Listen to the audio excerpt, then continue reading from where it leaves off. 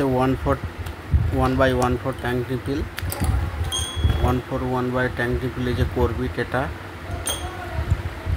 বিভিন্ন রকমের করবিট আছে, 1/2 ইঞ্চি, 1 ইঞ্চি, 3/4, 1/1/4, 1.5 ইঞ্চি, বিভিন্ন রকমের করবিট। তা আমি এখন আমার 1/1/4 করবিট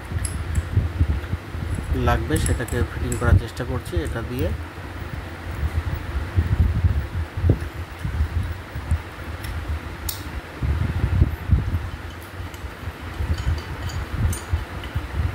এই 1/1/4 করবিটটা লাগিয়ে যে টাইট দেওয়া হচ্ছে, এবার ড্রিল মেশিনের সঙ্গে অ্যাটাচমেন্ট করা হবে। ড্রিলের কি দিয়ে এটাকে টাইট করা,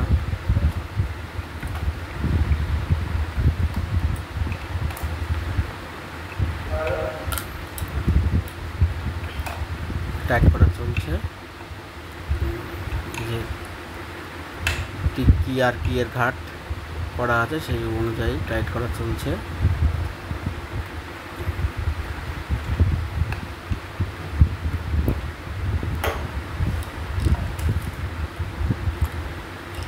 টাইট করা কমপ্লিট হয়ে গেল।